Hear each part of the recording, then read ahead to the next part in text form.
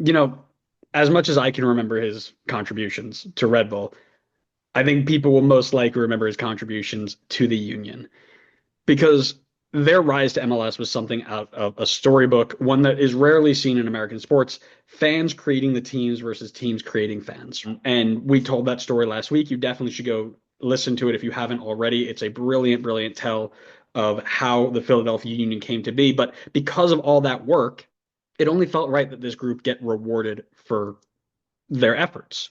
That reward did not take long to materialize, as MLS legend Sebastien Le Toux provided something to celebrate just 2 games into the year 2010.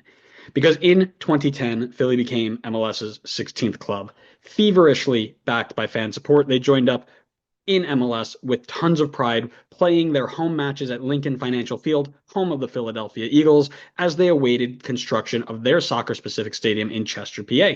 Expansion team building was not like it was today, where the expansion teams have all these high profile designated players or exciting U22s, but they're more so mentally set with immense league experience and talent along with exciting college prospects. Draft mechanisms were key to build this side. In the college super draft, household names like Danny Mwanga, Amobi Akugo, and Jack McInerney joined as some of the club's selections. Then they went to the expansion draft, where they secured the services of MLS experienced veterans like Brad Knighton, Jordan Harvey, Andrew Jacobson, Shea Salinas, and Alejandro Moreno, all across all lines of their team, which is interesting because in 2010, the drafts were double the size of the current setup. They got 10 picks instead of 5, and that's likely due to the lack of international pull MLS had at the time. But it was key because they had one other name that they called in this expansion draft, and it changed the course of Philadelphia Union history. And that man was Sebastien Le Toux, a striker who at the time was on the books at Seattle and also spent time in France with FC Lorient, where he recorded 26 goals and 11 assists in his time with Seattle, but that was mostly when they were a USL side. So he came into MLS play and he only had 2 goals and 5 assists, which led to him being unprotected and the Union selecting him. This decision, unbeknownst to anybody at the time, would go on to create what can only be described as a Union legend by the time his boots were hung up, because it did not take long for him to make the impact that the Union needed. Their season would start on the road to those very same Seattle Sounders, and while this game does not have a ton to do with the story, I have to point out this really fun fact. In this game against the Seattle Sounders, Sebastien Le Toux had nothing to do with it. But Peter Novak clearly went into the locker room, the head coach of Philadelphia Union, and gave him the old "let him know you're there early" speech, right? Danny Califf, center back for Philadelphia Union at the time, took that to heart, and he earned a yellow card in just 33 seconds. And before halftime, Finnish midfielder Tony Stahl, who was drafted in the Super Draft out of UConn, saw 2 yellows and was sent off. Why is this important to the story? It's not. But why is it funny? Because that was Tony Stahl's single memory of MLS. In the rest of his 4-year soccer career, he never stepped foot on an MLS pitch again. He was essentially dropped from the Philadelphia team and let go at the end of the year, spending the rest of his career with Fort Lauderdale in the NASL. But what a way to go. Get in, 2 yellows within 40 minutes, and never play MLS soccer again.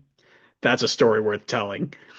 Anyways, in the next match, Philly would return home to play their home opening match in front of over 35,000 fans at Lincoln Financial Field against DC United. Now, to caveat this DC team would end up being one of the worst in the team's history. They won the Wooden Spoon on just 22 points, which only recently has moved out of the top 10 worst seasons of all time. However, they did support some familiar faces, including Chris Pontius, Rodney Wallace, Brandon Barklage, Dejan Jakovic, and Troy Perkins. Philly would have to adjust their lineup due to the absence of Tony Stahl, but Sebastien Le Toux would get the start again next to Alejandro Moreno in the attacking positions. Philly were desperate to get off the mark, especially in front of this massive crowd after they were shut out in their game prior. And as this team stood in their respective halves, referee Terry Vaughn blew the whistle and the match was off. As Sebastien Le Toux puts it, everybody was nervous. They didn't know how many people were going to show up to this match or what the reception would be. So when they walked out to the crowd of 35,000 fans, they knew how badly they needed to win. And just 4 minutes into the match, he gave the fans what they came for. A free kick from Roger Torres headed towards goal, saved very, very well by Troy Perkins diving down to his left.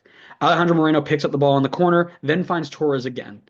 He swings in a left-footed service that just perfectly finds the head of an on-rushing Sebastien Le Toux, who nods it home from close range to give the Union a 1-0 lead and send the packed crowd into a frenzy celebrating their first ever MLS goal. The fans are buzzing, players are feeling it, and this was as good a start as anybody in the Union organization could have asked for, especially in their first home match. But it would get better. After defending strong in their own box, Philly were given a counterattacking opportunity in the 40th minute. Christian Arrieta would get the ball up to Alejandro Moreno, who hit a massive switch field pass to find the feet of Sebastien Le Toux. His first touch took him past the back line in a sprint towards goal, and just as he got to the penalty area, he fired a shot low and hard to the bottom right corner past Troy Perkins to give Philly a 2-0 lead and once again send the crowd into a frenzy. It was all coming up aces for Philly as they got into the break 2-0 ahead. But as the saying goes, 2-0 is the worst lead in sports, and DC would prove it. As Philly attempted to possess the ball out of the back in the 63rd minute, a wayward pass by Orozco was intercepted by Santino Correnta. He would take it himself into the Philly half before lining up a left-footed strike from 25 yards that snuck past Chris Seitz and in. All was okay, though, as Philly was still up 1 with 25 to go. Then calamity would strike. Chris Seitz collects the ball in his box and prepares to clear his lines with a long punt. However, everybody's least favorite Bolivian striker, Jaime the fat bastard Moreno, was lurking on the edge of the box. And just as Seitz goes to punt the ball, Moreno fakes putting his boot in front of Chris Seitz's clearance. Seitz then hesitates, drops the ball at the foot of Moreno, who fakes his first chance to get Seitz on the ground and finishes into an empty net. What's insane about this is nobody argued with the referee, something you would see for minutes in today's game. They all just picked up the ball and said, let's go back at it again. Just a few days later, Paul Tamburino, a four-time MLS Referee of the Year and at the time, Director of Referee Development at USSF, would come out and say that the goal should have been disallowed for interference. But with no VAR and no second looks, the goal stood, and Philly were on the wrong side of a momentum swing and on the verge of leaving their home opener with less than a desirable outcome. That was until Sebastien Le Toux would play hero. In the 78th minute, the ball would fly over the heads of Moreno and Jakovic, who was defending him. As Moreno spun Jakovic, he was in on goal, and Jakovic drags him down or outside the box, earning himself a straight red for dogso and an early shower. Le Toux would step up to the free kick just 25 yards from goal and give Philly fans the moment he will never forget. He steps up and strikes the ball with as much power as he could, driving it low and hard to Perkins' right-hand side. Troy Perkins took a half step in the wrong direction, and that was all that was needed for Sebastien Le Toux to sneak it into the bottom corner of the goal. As he ran over to the bench to celebrate with coaches and teammates alike, the 35,000 Union fans in attendance were beside themselves. The Union would see out the final 10 minutes of the match and leave Lincoln Financial with a huge 3 points, and their fans left with memories to last a lifetime. Expansion seasons are not easy. The Union would not fare well in 2010, finishing with just 31 points in a much weaker Eastern Conference compared to the West. However, this was the start of the Sebastien Le Toux legend arc in Philadelphia, leaving as a player who would record nearly 200 appearances across all competitions, racking up 53 goals and 46 assists in his time. While the Union fans did not have a ton to celebrate in 2010, Sebastien Le Toux's hat-trick heroics in the home opening game can be that bright light in the relatively dim room of that season.